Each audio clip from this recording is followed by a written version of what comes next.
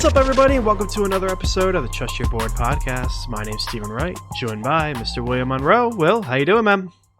Hello, Steve. Good job. Got it right this time. Good job. I'm doing pretty good. I think you and I both are pretty happy for the Eagle and Niners respective drafts. Yeah, it was. I'm glad to have it over with. Yeah. You know, I'm happy with the picks, but I'm also glad that the questions are somewhat out of the way now. Yeah, kind of know where everyone is, and for Dynasty, this is best time of year. I'm sure there's already rookie drafts going on today, and I'm sure in the next few weeks they will be happening. I know. Usually, my one league does it. They post draft give cut downs to a certain number by the Saturday after the draft's over, and then start the draft right then and there. I think we're doing an extra week, so we've got one. Not this coming weekend, but the weekend after. And then I think our one Dynasty League is thinking about doing it at the end of May. And then our main league, I think we usually said June or July, right? No. The first year we did it, it was June, July. Last year they moved it up Memorial Day. Memorial Day, yeah. So, yes, I mean, here, should have probably about 3 drafts here in the next, 3 or 4 weeks. So, exciting stuff for rookie draft season. And I know I'm pretty happy with Devonta Smith for the Eagles' first-round pick, and next year I'm even more pumped for potentially having 3 first-round picks in one draft. Yeah, that'll be fun for sure. It's actually a chance I may maybe go into that draft. Actually, I don't know if I told you. No, where is it? So it's in Vegas, and my sister's fiance, they're getting married next fall, and he wants to do Vegas for his bachelor party. So we're just like, come on, draft in Vegas. Eagles potentially 3 first-round picks. Most of us are all Eagles fans. We're like, he's probably gonna do it sometime in March, April, May. So we're like, come on, we found out the dates now. But I feel like that'd be pretty once in a lifetime thing. Yeah, absolutely. The timing works out perfectly. Yeah, so we will see, but I'm pushing for that, even though I'm sure it'll be a lot more expensive than just regular hotels in Vegas. But if anyone has any hookups or any specific places to go, definitely shout us out. Yeah, for sure. And on the topic of the draft, Will and I had the little competition on who would have the most correct predictions there. You got a point for picking the team right and a point for picking the round. And Will, we actually tied this year. We tied, which means that I won because I was pretty far behind you last year. So I'm happy to be catching back up here and getting the tie. Yeah, we both made some gains, which was nice. But yeah, it was interesting. I ended up getting the rounds right for a lot of people. In fact, outside of Trevor, Zach, Najee, and Pitts, I didn't get any of the locations right. But I did pretty good on the rounds. You were the opposite, where you got a handful more of the locations right. Bateman, Nico Collins, Michael Carter, Trey Sherman, but you missed on a bunch of the rounds there. So it all evened out in the end, I guess. Yeah, it's pretty crazy that it did even out to be, about 23 to 23 correct. So we'll have to find an alternative for what we put what to do with the 202, final call on the 202 in our main league. Is that right? Yeah, we'll have to figure out some sort of tiebreaker there. But yeah, it's exciting stuff. I'm happy, hoping that everyone enjoyed the draft here and is going to get ready for their rookie drafts coming up. And Steve and I have some help for you here on this podcast today. Yeah, absolutely. Before we jump in, Will, do you have any like surprise call outs from the draft, like a certain team or a player going somewhere, something that just caught your eye? I mean, there is. I'm happy to see that Harris went in the first round of the Steelers, as you and I both have the one-on-one, so I think we're looking at that. But a little surprised that ETN went in the first and that the Jaguars jumped on him. You'd think in a rebuilding team, maybe he gets the running back a little later, maybe year 2 or 3, since they don't have as long of a career span usually. That's surprising. And Denver taking Dante Williams is somewhat surprising as well. I mean, I think most of the quarterbacks, we kind of knew what was happening. The receivers, a few of them, I think, went a little, strangely out of order. Tooney jumping into the first, like ahead of your Bateman, ahead of Marshall and Elijah Moore. I know people have been flying up on Yeah, I don't know. It's a couple of receivers were interesting. Yeah, I thought Javonte Williams definitely as well.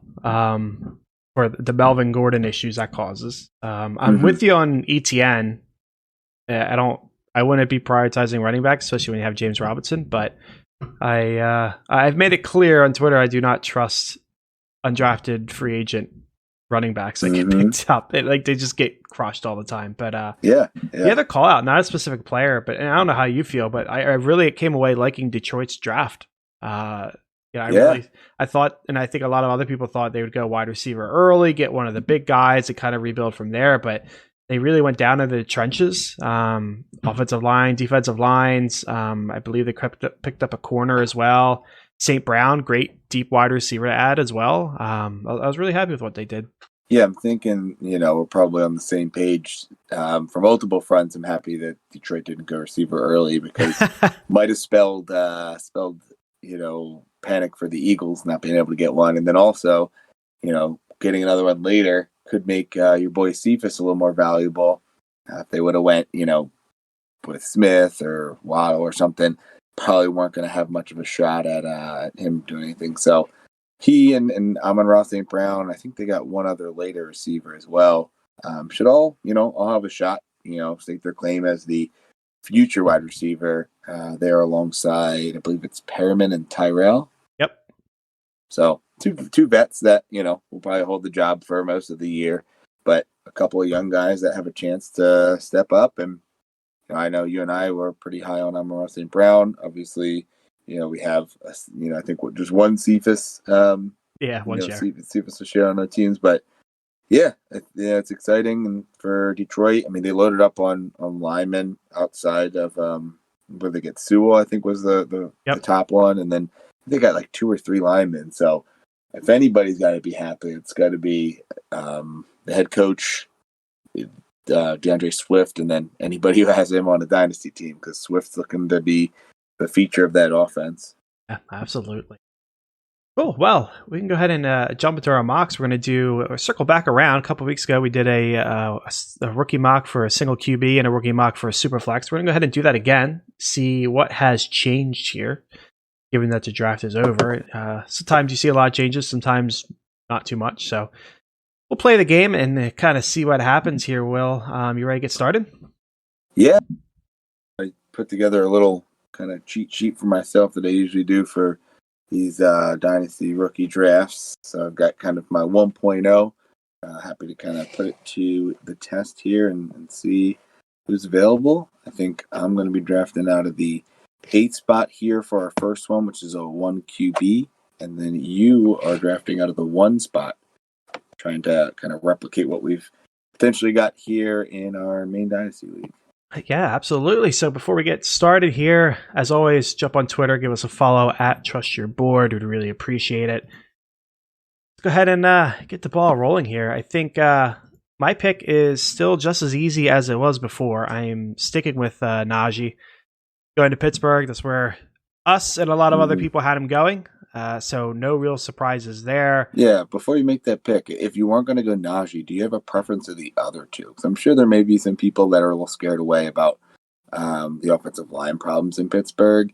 And I'm pretty torn as to Etienne and Williams. I think I liked Etienne a little better coming in, but I like Williams' landing spot. I'm not sure. I'm a little torn. Who do you like out of the two of them? I honestly, if it wasn't Najee, I might not even go running back. I might go Chase because, I'm not the biggest fan of either of their spots. I mean, I like what Jacksonville's doing. So that makes a lot of sense for Etienne. But, like I said earlier, you still got James Robinson there. You're not going to just kick him to the curb. Like, I imagine he's going to get something.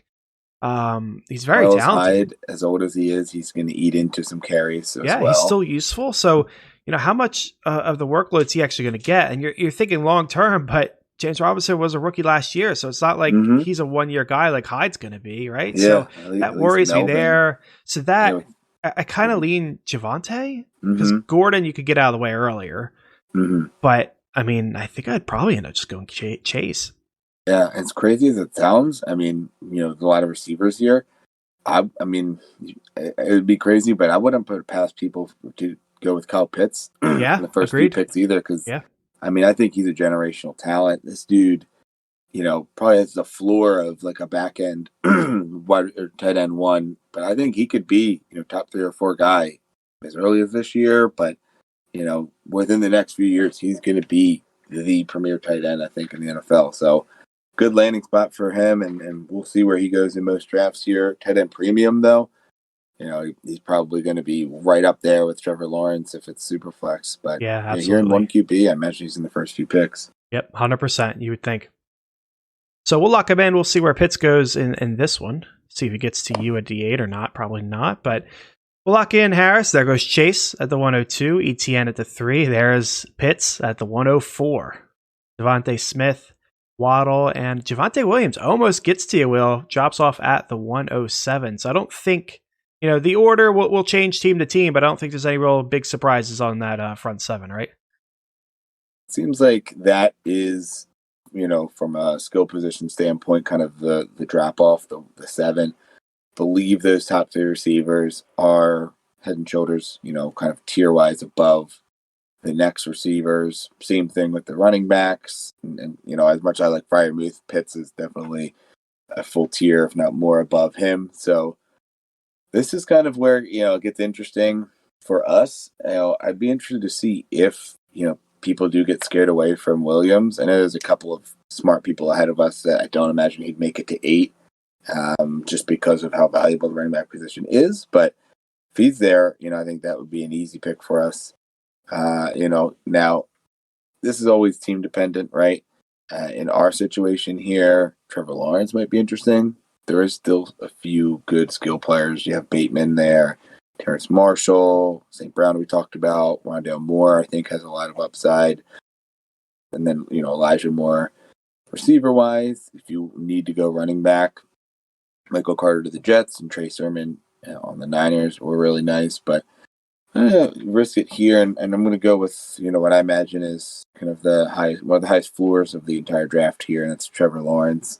Especially, as we mentioned in our league, quarterback is something that we haven't, fully locked up for the future. So it'd be nice to lock up Harris and Lawrence. So we'll go with Trevor Lawrence here. After Lawrence goes Bateman at 9, Carter at 10, Sermon at 11, and Marshall at 12. Oh boy, this puts me in a bit of a spot. I was hoping Sermon got to me.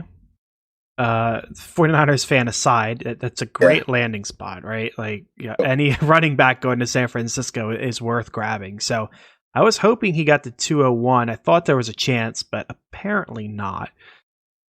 So this puts me in a very interesting spot in a quarterback. Rondelle Moore, very interesting here. He's going to be playing second fiddle for the entirety of his career. I mean, not that Hopkins is super young, but he's not old either. AJ Green's still there, at least for this year. Exactly. So there's some issues. St. Brown, I do like St. Brown. That's a good spot for him. Tony's got the draft capital, even though I'm not in love with the situation. And then you have Trey Lance. Well, yeah. I mean, I guess Trey Lance. You are going quarterback. Yeah, I mean, you got Lance and Fields are probably here somewhere in the front end of the second. Yeah, and maybe that is the play. I guess 201. I mean, I could see him going in the first round, depending on what the team needs and who's drafting and whatnot, given the absolute upside. I don't see the usage this year. I'd imagine they're going to run with Jimmy G for a lot of the year. So that's any thought to Elijah Moore? I don't think you mentioned him, but I think he got the capital and is in a really good spot to potentially develop with his fellow rookie quarterback, Mr. Wilson there. Yes, that's a good shout out. I don't trust Jets organization. We got to remember that you no longer have the butthole. I know there. He's not there, but it's not like the Jets have done anything prior to that either. I mean, you're going back a long time, right? So, but I mean, you can't hold the current regime liable for what happened in the past either, right? So, even though if anybody knows Robert Saleh, coming from the Niners, he seems like a guy that can really get his players motivated. He can, yeah. I assume he's going to be really good, but I don't want any Jets. So I'm going to pull the homer move. I am going to grab Trey Lance because his upside's through the roof. I mean, if you're in a super flex and you wanted him with the 101 over Trevor, I wouldn't bat an eye. Given the offense and team that he's joining, the situation is just amazing. So I'll go ahead and grab him and pass on the other positions, which is an interesting thing to do, but it's okay. We will. I'll be fine. So we'll get through it. Fireman's next here at the 102. St. Brown 203. Sorry, it's 202, not 102. Rondelle Moore, there he goes. 204. Gainwell, your new boy, 205. There's the Fields, 206 in the middle of the second. It seems about fair. Eskridge's getting there at the 207, and now you're on the clock at 208. Yeah, a couple of things out of the guys that went there. I mean, Big Muth, St. Brown, Moore, all makes sense.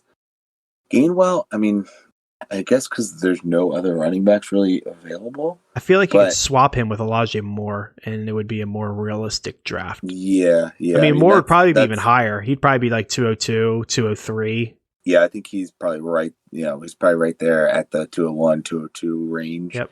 But yeah, I mean, Gainwell, if you need running back, and you look at it, there's no other running backs that I think I'd want to take over him. You got Ramondre Stevenson, in New England, maybe he has an opportunity. Kylan Hill's buried in Green Bay. Elijah Mitchell is another rookie, but behind multiple veterans as well as another rookie that has draft capital in Sermon. So it's crazy to think, Gainwell behind Miles and probably somebody else with Scott and Howard, but he probably is, the sixth best rookie to draft. Yeah, so, I think you can make a case for Jamar Jefferson went to the Lions, right? In the seventh round. So the draft capital is not there, but he's got Swift in front of him. He'll always have Swift in front of him, just like Gainwell's going to have Sanders in front of him. But after that, you got Jamal Williams. Yeah, you got Jamal Williams, which is interesting. You can play above Jamal Williams. You got to be good, but it can be done. Carry-on's still there, but he's probably done. And if AP's still there, that's just AP. So I'll give a quick shout out there, but yeah, it's possible. I'd still take Gainwell over him. Yeah, exactly. I like the talent there, and I, as much as I love Miles Sanders as a Penn State graduate, I just have this sneaky feeling that he, after his rookie contract's up, they're in a spot where they're not ready to commit to a running back, and I think he could be one of those big running backs on the market in a few years. So Gainwell could be interesting, especially with Miles going into year 3. Gainwell will have at least a year or two to try to prove himself if that does come up. But alas, here at the 108, I was gifted a guy that I think, could easily go in the back of the first round. I mean, if you're just talking talent-wise, I think he's probably right there behind Bateman at 10 for me. I get Carter and Sermon going because running backs, as we just mentioned, there's only about 5 that I really want in this draft. So outside of that, I'm not thrilled about any of them. But yeah, I mean, Marshall, I think, you can argue him and Elijah Moore. I think I'd probably go with Moore because I think he's going to have more immediate impact, pun intended. But yeah, I mean, I think Elijah Moore's, end of the first, early second round, talent and he's got the capital. So easy pick for me here. Obviously, if he wasn't there, probably have to take Kadarius Toney with. I mean, I like him. I don't like the situation, but he's got the draft capital. He's a talented player. So, you have to kind of overlook situation at times because a lot, the last few years, you look at A.J. Brown, right? Everyone hated him for the situation, but he had the capital. He had the talent. So, he kind of superseded it. But we'll go Elijah Moore here. Kadarius Toney's another good one. I'm sure he'll go right after. So after Moore, we have Elijah Mitchell from San Fran, who we mentioned. Kadarius Toney at 10.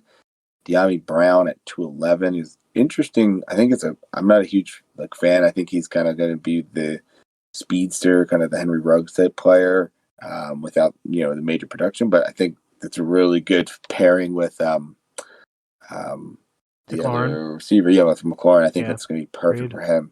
Then after him goes Zach Wilson. So it's 4 quarterbacks go off the board here by pick 24.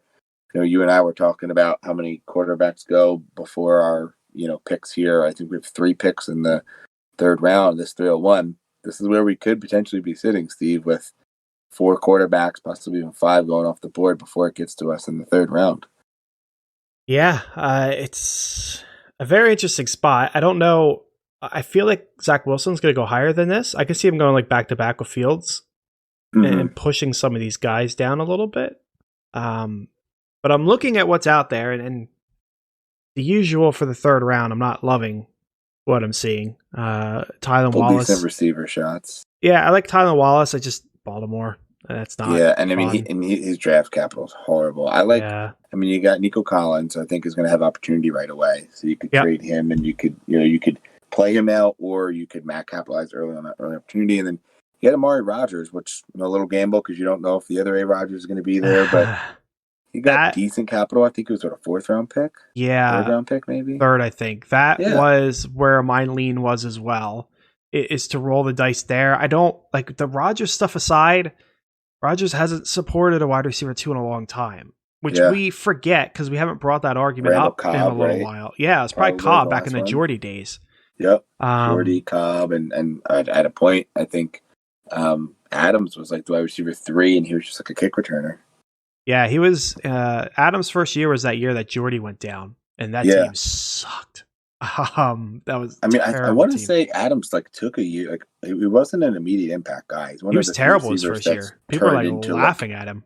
Yeah, and even the second year, I think he was just okay. So it's interesting to see some of these, an elite receiver like him, take a year or 2 to really get it going. You don't see that too often. Yeah, but I mean, you gotta remind yourself of these old conversations. Back in Green Bay when people were trying to decide between MVS and Geronimo, the people that didn't want to choose said, he hasn't supported a wide receiver 2 in a long time. Just don't pick any of them. It's been a very long time.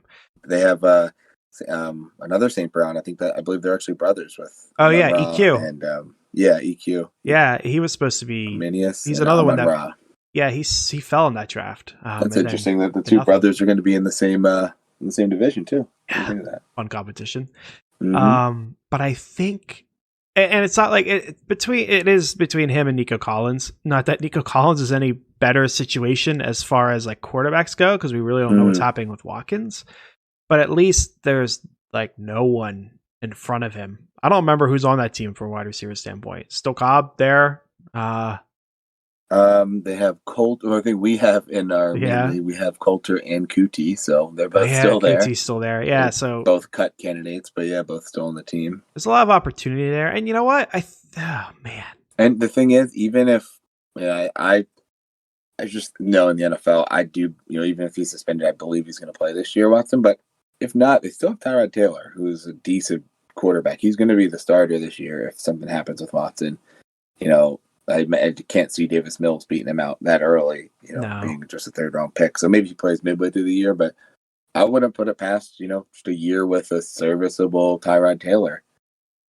Yeah, I think at the end of the day, they're going to have a lot of game scripts working in their favor fantasy wise. Absolutely. Yeah. I mean, he's a good get. I think I am more confident in Rodgers returning to the Packers than I am Watson playing.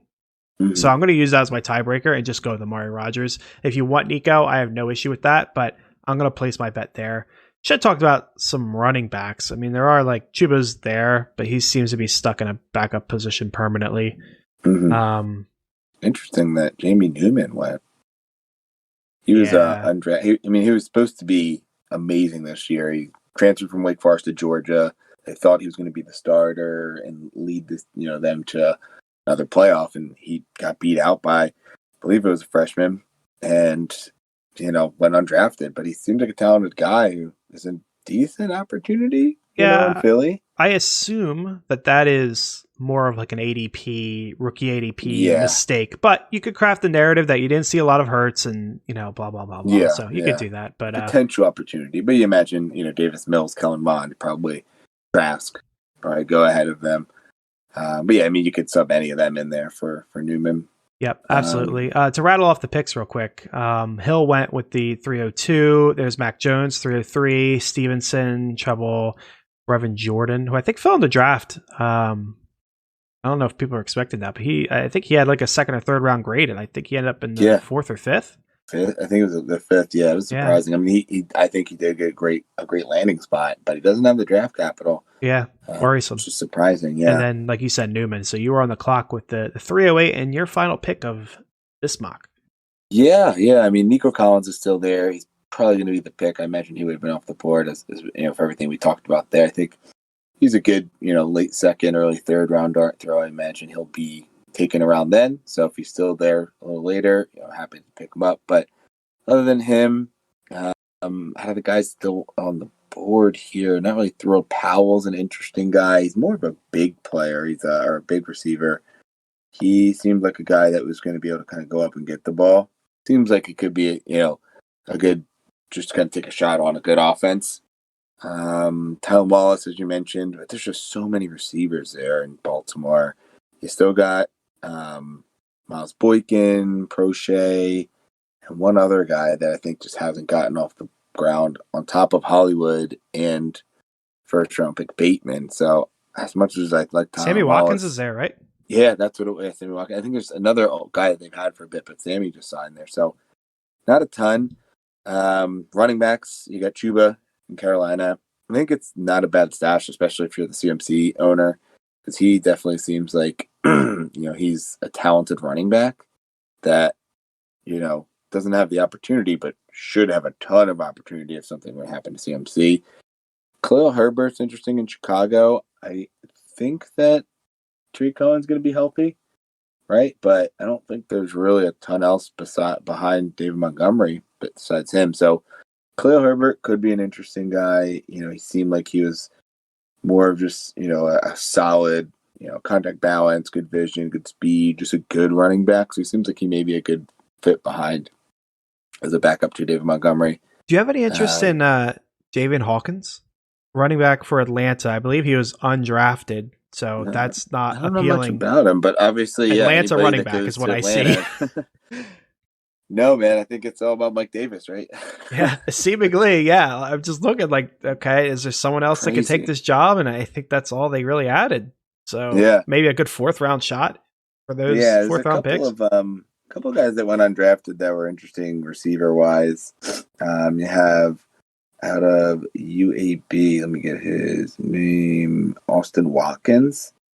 He was someone that I was looking at, and then Tamorian Terry didn't get drafted either. I think Sage Surratt didn't get drafted. Yep, Sage Surratt. Terry went to Seattle, so maybe not the best situation. Sage Surratt. Detroit, I think. Detroit. So he is in probably a good spot to grab. He kind of probably has the upside of a St. Brown, obviously a lower floor with not having the draft capital, but has a lot of room. So Sage Surratt is an interesting one. But also Watkins, I read a lot about him. He seems to have a good size. He's physical. He's a really good route runner. He was a JUCO guy, so maybe you don't really know where he's coming from, and wasn't a really good yards after contact. But he's someone that you could kind of take a shot on. He ended up in Cleveland, San Francisco. So obviously crowded backfield or receiving core, but could be a decent guy. All that to be said, Nico Collins still on the board here. He'd be the guy, but it would be tough. There'd be a few options available outside of him. So we'll lock in Nico. After him goes Trask, Ian Book, Hunter Long, a tight end to Miami, and then a Roundtree, which running back to the Chargers. So looking back on this one, before we jump into the next one, Will, anything jump out at you? Anyone you want to look at from our prior draft? Pre-draft. Yeah, I mean, Michael Carter and Trey Sermon are probably interesting, like running backs that get the good capital and then the good spot opportunity. Seem to be interesting to see where they go, and then seeing people like Tony fall down is interesting as well. So maybe just kind of pairing that. I'm sure Trey Lance was probably more of like a third round pick, but he got that golden ticket to go to San Fran. So a couple of interesting spots. Yeah, so Trey Lance was the 302.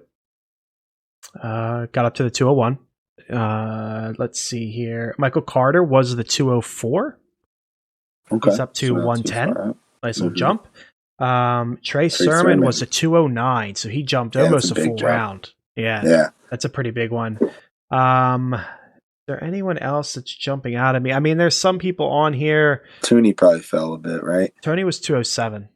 Okay. It's just a little Not bit. much. There's a couple people like Jared Patterson, Jamar Jefferson that were drafted, and I don't think were drafted here at all. Yeah, they weren't drafted at all. Brevin Jordan was at the turn. Yeah. He fell, obviously. I mean, that makes sense, right? Mm-hmm. Let's see here. Amari Rogers didn't get drafted at all in our last one. Nope. Yeah, he got a big jump. I mean, Green Bay, that's going to help. Yep, that's a big jump. I think that is about it. Moore fell. Rondelle Moore was drafted at the 111. He's down at the 2-4 in ours. Mm-hmm. About it, I guess. Yeah, it's about it. Interesting stuff. Ready to move on to the Superflex? Yeah, let's do it. Cool. So we will jump on over to our Superflex. Mock, same situation, but reverse. So Will's going to be the 103. He's got the early pick. I got the later pick at the 110. With Sleeper, we are going to have to plug in some quarterbacks here because they don't really have an ADP or a Superflex mock setup. You think, I guess you can't choose rookie only and Superflex, right? They don't have a Superflex option, period. Gotcha. You could choose rookie only and you could choose 2 QB, but it doesn't update the ADPs. And then if you like force everyone to take a quarterback, it's just all the quarterbacks going off the board for the first whatever round and a half, which obviously doesn't make any sense. So yeah, it's probably closer to what a rookie Superflex would be, especially this year. I mean, I'm thinking at least 5 going the first round. I'm sure Trask is going to be, pretty high in second round, and you're going to have a lot of quarterbacks drafted this year, I imagine. Yeah, absolutely. So we'll go ahead and I'm just going to plug in Trevor here at the 101. Will, I'm assuming you're not going to have an issue with that. And then I guess Trey. I think you can make an argument for Trey, Wilson, or Fields. So I mentioned on Twitter the other day that if you are a rebuilding team, you would want Lance. If you're a contender that doesn't need any quarterbacks, you would want Lance. But if you're a contender and you need some depth, you would go with Wilson or Fields, I would imagine. That's the way I looked at it. Does that make sense to you? I think in a vacuum, I mean, you go with Lance, who seems to have the highest upside of the bunch and got the best landing spot. So, I mean, the only thing that can hurt him is his floor. He's got the capital. He's got the opportunity. He's got, a good landing spot. It's just, will he play this year? And I think unless Garoppolo absolutely lights it up and looks like the guy they signed when they signed him, I can't see him not playing at least half the year. Yeah, he should be good. But like you said, he's got everything. It doesn't mean he's going to be good. Drew Lock had, Melvin Gordon and Sutton and Judy and Fan. Like, he had the weapons and didn't perform. So, these things happen. But we'll go ahead and plug in Lance at the 102. And then we will let you go ahead there at the 103. Yeah, this is where it's tough. I mean, Lance probably is, slightly ahead of the other two. I mean, going into it, I liked Fields better than Wilson. I didn't see a ton of Wilson, and obviously after watching some of his highlights, he looks good. But, a similar situation as you mentioned with the Jets. But then you can make the same argument about Chicago. They've tried to get their quarterback right every way. They drafted Trubisky. They traded for Foles. They signed Dalton. They're so, I mean, obviously some of them are what you have available. But a lot of it is, hey, this front office, this coaching staff, they evaluate quarterbacks, and they seem to have not been able to do it successfully for a while now. This is a dumb question, but who was our quarterback before Trubisky? I don't remember. So after Cutler, Cutler always sticks out there. Yeah, I might have bounced around a quarterback a bit. They have Chase Daniel at a point, maybe. I don't think he's. No, he was in Detroit, I think. Yeah, he came over when they got Nagy. That's a good question. I mean, they definitely had someone that started ahead of him, I think, for like a game or two. But he was the third pick, so I think he started pretty early on, Trubisky. I'm going to look it up. Because Yeah, was it a McCown? Very could well be one of the McCowns. It could have been McCown. Let me see here. Find their depth chart from like 2014. Yeah, so like who was the quarterback? Well, I think that draft for Trubisky was 17 because they're all coming up on. Oh, you're right. You're right. I'm going too far back. Yeah. Yeah, Mahomes got his contract. Did Watson get his contract? I think he did, right? I think so. Yeah. He did. Trubisky got cut. Yeah, they locked him up like right before the Hopkins trade, I think. Yeah, that's what it was. So 2016, they had Cutler, Hoyer, Barkley. Wow, Cutler was there in 16. I know. It seems. I mean, I guess 2016 was a little while ago. Yeah. 2017, they had Trubisky and Glennon. They signed Glennon. Glennon, yes, that was their big signing. Yeah. I think I actually had Glennon in Dynasty at that point and traded him in the offseason before they drafted Trubisky, for like a late pick swap, but got something for him, so it worked out. Fair enough. Anyway, that little detour aside. Yeah. We have Justin Fields and Zach Wilson, two talented quarterbacks in two, from what it seems, cursed quarterback cities in Chicago and New York. I think when it comes down to it, I think the talent's pretty similar. I like Fields a little bit better. The situation, you don't love either of the, these evaluations of both teams, but I think there's more maybe upside to Chicago because you don't know to the Jets because you don't know what they could be, but the floor is a little lower. So I'm going to go with the one that has more established players, right? David Montgomery, Tariq Cohen, I think are going to help Fields a lot.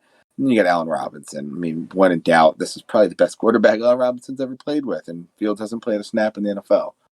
So you got him, you got Mooney. I guess they still have Anthony Miller. They have some decent weapons on the team. I think, is Graham still there? Didn't they sign Jimmy Graham? Yeah, they had him. I think he's still there. Him and the rookie from last year, Komet. So there's a decent team around him. I think, I can make the argument for Fields or Wilson either way. Same thing at 102, Lance. But we're going to go with Fields here. I don't know if you want to pause. I'll pause it there. We had Harris and ETN go off the board. We're just going to go ahead and plug in the other quarterback. Is that fair? Yeah, and then you can kind of look at it and say, hey, those three picks could have went anyway. I'd imagine that you're going to have Wilson go in the first, 4, 5, 6. I could really see the first four teams going quarterback with those four in any order, outside of Trevor Lawrence in any order, unless someone just is absolutely loaded with three very good quarterbacks and needs a running back or needs a receiver. Other than that, I think you have to go with these quarterbacks. Agreed. So the question becomes now is, where does Mac Jones go? Yeah, I mean, I'd say anywhere between 9 and 12 probably. So I don't imagine. I imagine you can kind of leave him there and you can kind of debate taking him at 10. If not, you can put him in a pick or two after you. Yeah, I'll probably take him, assuming he'll get to me. So we got Chase at 107. There's Pitts at the 108. Dante Williams at the 109. But it's got to be a tough call, though. You got to look who else is on the board there, man. You got Devonta Smith and Jalen Waddle. Yeah, you got two really good options, but and a super flex, it's really hard to pass up on a quarterback, especially one that is now tied to the Patriots and one that good draft capital. Yeah, behind Cam probably this year, though. Yeah, so imagine he's got a good opportunity in that eventually Cam's going to get out of the way, but who knows when that'll be. It could, if Mac Jones started the season, it wouldn't surprise me because Cam looked broken to some degree. But if it's something halfway through the season, or Cam won a full year without really getting hurt again, and he's going to get a little bit healthier and play even better, then that wouldn't surprise me either. But I don't think I could pass up on Mac Jones right now in a super flex. Unless I'm absolutely loaded. If I had 4 quarterbacks or something, maybe I would take my shot on Devonta Smith. But I'm going to have to go with Mac Jones here. So we'll lock him in. Devonta Smith goes at the 111. 112 was Waddle. That rounds out the round. The 201 is Bateman, and then the 202 is St. Brown. So you're back on the clock at the 203. All right. So puts it here. We have Rondelle Moore. You have Kadarius Toney, Terrence Marshall. Some decent receivers still on the board. If I'm looking at receiver, probably looking either Elijah Moore or Rondelle Moore at this point. I mean, yeah, I can make outside of Terrence Marshall and Tony, I couldn't make an argument for any of them. It comes down to, do you need a running back? Because if you need a running back, you got to take him here. You're not going to get Sermon or Carter on the way back. If you don't need a running back, then you can go receiver. But I would imagine there's going to be some decent receivers still available in the next round. So as much as I do like Elijah Moore and, like the upside of Rondelle Moore, I kind of want to see what it would be like for a team here to go with one of these top running backs. Now, I mean, you have the option of probably taking Trask as well, but being that, this team's already taken Fields, probably looking at going with an upside player. And I think if I'm going to go running back, I probably go Sermon.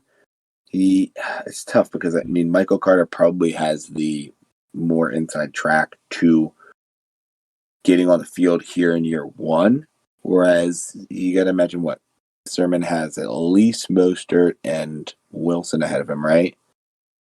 Sign anybody? Mostert for sure. Wilson to start the year. Probably, right? To start the year. He's always been a good touchdown guy, so that's kind of worrisome. Yeah. Did we sign somebody? Is a great question. I feel like we did. Where did Wayne Gallman go? He went there, I think. That's what it was. Yeah, I'm pretty sure it was him. I will do a quick... I'll look it up real quick here and see if I got an answer. Because I still got, Hasty and a few other guys. Yeah, Hasty's definitely still there. Yeah, that's it. There is no one else.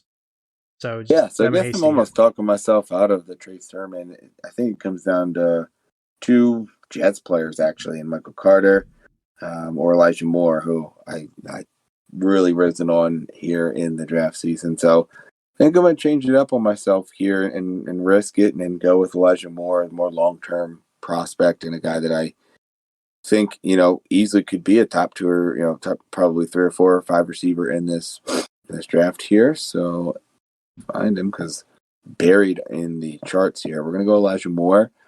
After him goes Rondelle Moore. And I'll pause it. We'll go ahead and plug Trask in here at the... yeah, I think that's fair. Right? Plug Trask in. Especially considering this team didn't get a quarterback. And then you got, Kellen Mond and Davis Mills probably in somewhere at the end of this round, I'd imagine. Yeah, probably we could plug Mond in at the 209 and then maybe Mills at 212 or something, yeah. And we could just let the third round kind of play out the way it wants to. Yeah.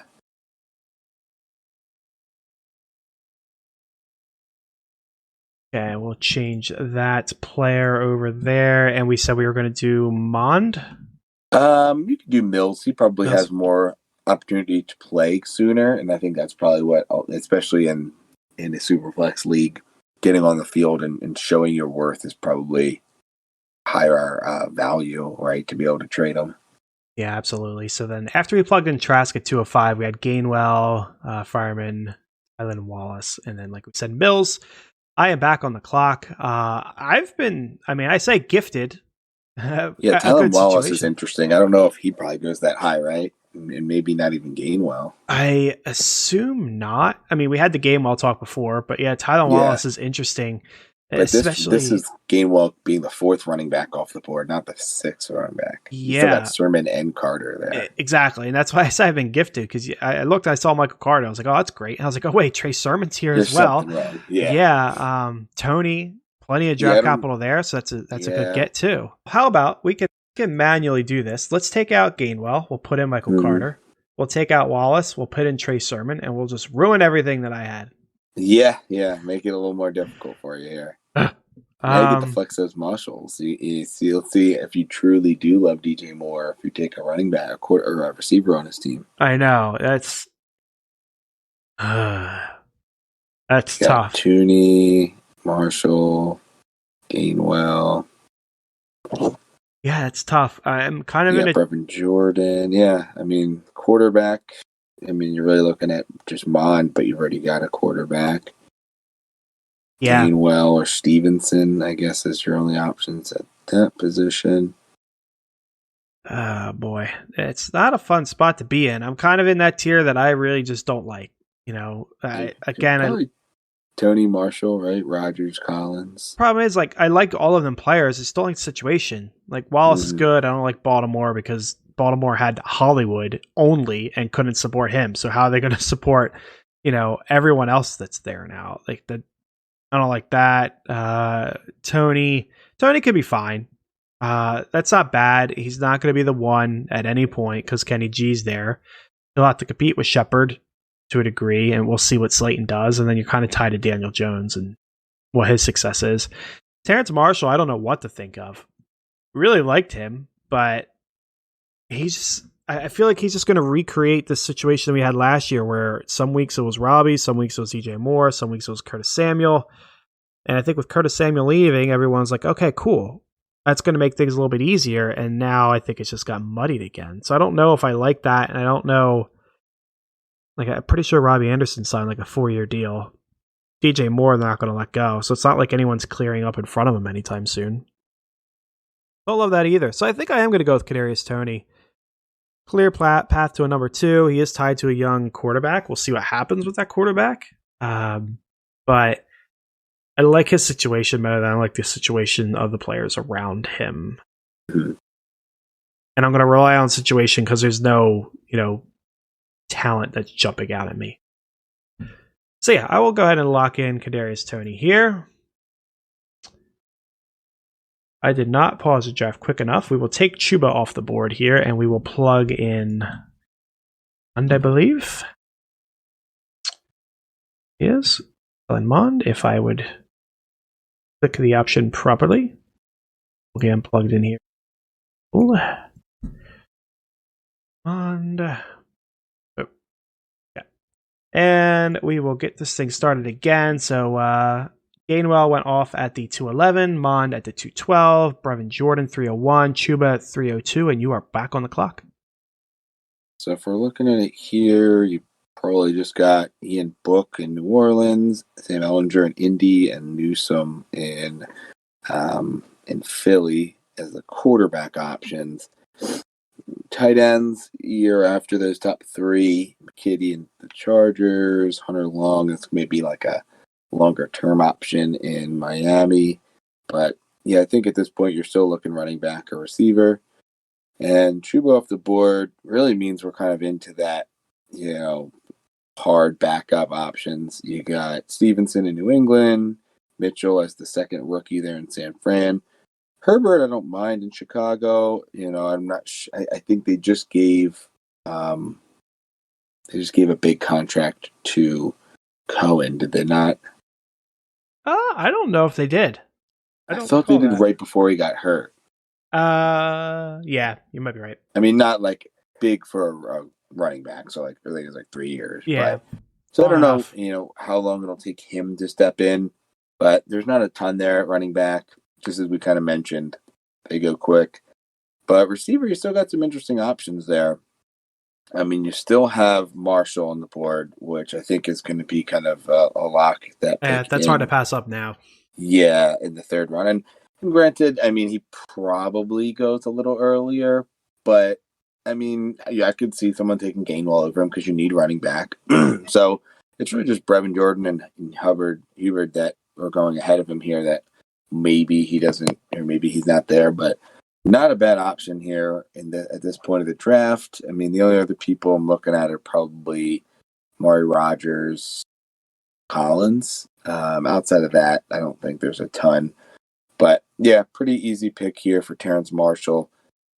I think Curtis Samuel only has 1 or 2 years left. Not Curtis Samuel, Robbie Anderson. I think this is his last year with he signed a 2-year contract. So I think he's up after this year. And Terrence Marshall, he's pretty explosive himself. He can pretty much do it all. I think he had a little bit of trouble at passes near line of scrimmage, maybe some concentration issues, but he's pretty explosive player as well. So I wouldn't mind getting Terrence Marshall, especially, you get him as a wide receiver 3 this year, but good chance he steps into the wide receiver 2 behind DJ Moore. And he's got the upside to be, a number 1 on a team, I think. So pretty solid here to have Fields, Elijah Moore, and then Terrence Marshall. Yeah, solid pick there. Can't complain about that. Yep.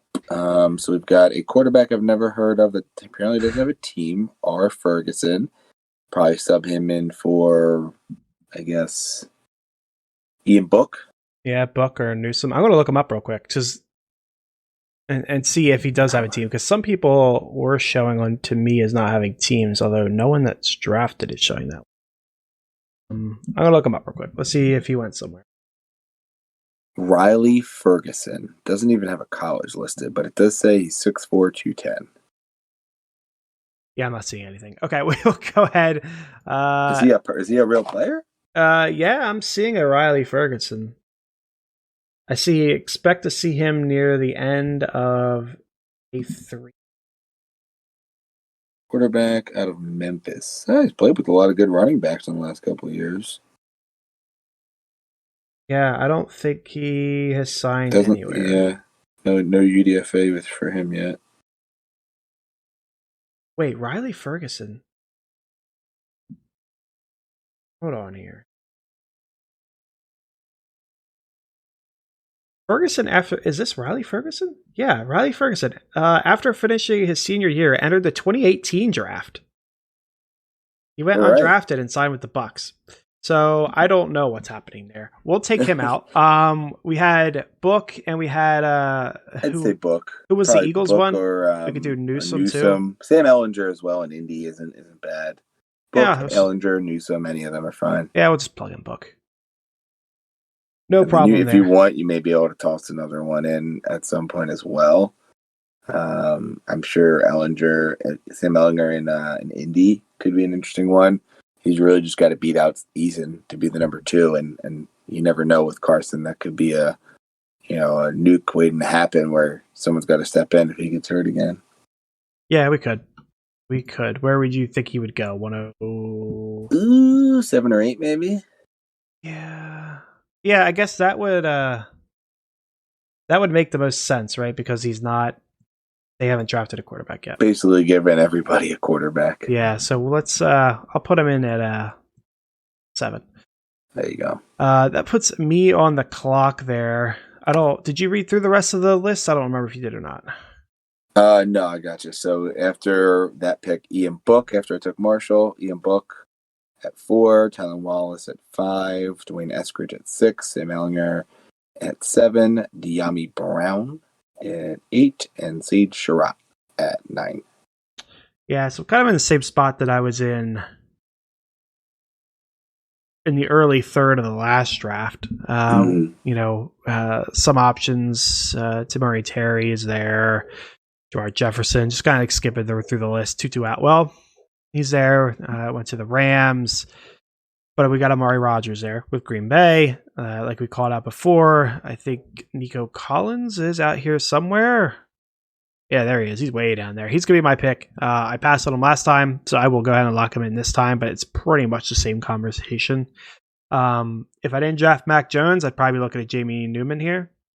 But I did. So we'll go ahead and lock in Nico. Let's see how these final 2 picks played out. There goes that Ferguson guy again. And Stevenson went there at the 312. Pretty good value on a running back there at the end of the third. Not that New England's turned out very many running backs lately, but nice shot to take. So any surprises here, Will? I mean, I think it's just always still shocking because maybe we need to join a Superflex league to really get an idea of it, but it is always crazy to see so many quarterbacks go and just see the talent of the second round, right? All the way through pretty much to your pick, right? And obviously Terrence Marshall fell a bit, but it's interesting to see when you have all these quarterbacks get popped in there, how many, were truly quality running backs, receivers, and tight ends fall down a bit more. Yeah, I would say overall, the ADPs are pretty similar to the last conversation we had. When we did the Superflex before, and again, we had to manually plug in some people, but we had Trevor go 101, Fields 102, Zach Wilson went 104, Lance at 107, and Mac at 108. I'll throw Trask in. He fell to 2.7. But I think that made sense given there's a lot of question marks around like Lance and Mac and what was going to happen there. So seeing them fall makes sense, and seeing their adjustment makes sense. Mac Jones falling to the 110 probably maybe too big of a reach, but possible depending on the quarterback situation of the teams there. Yeah. I mean, some teams maybe just see, wow, Chase is there, Pitts is there. Like, I can't, even though there's a quarterback there, there's these just crazy talented players at the other position. Yeah, exactly. Like, normally you don't have a tight end like Pitts out there. Like, I'm sure Hawkinson was above some when he came out, but yeah, it's going to push a quarterback down for sure. Cool. Well, that's going to take care of today's mock drafts. In 2 weeks, we're going to be going through all the moves we made in our Dynasty League throughout the year. So that'll be fun to review. I know we got a lot of trades, Will. Yes. Yeah, it's going to be a fun one. I'm trying to remember, because I know we did a lot last year. So I don't know. I wonder if we did as many in the last year as we did the year prior for our last year's kind of year in review episode. Yeah, maybe. I guess we'll see, huh? We will see. Oh, boy. Well, until then, folks, always remember, trust your board.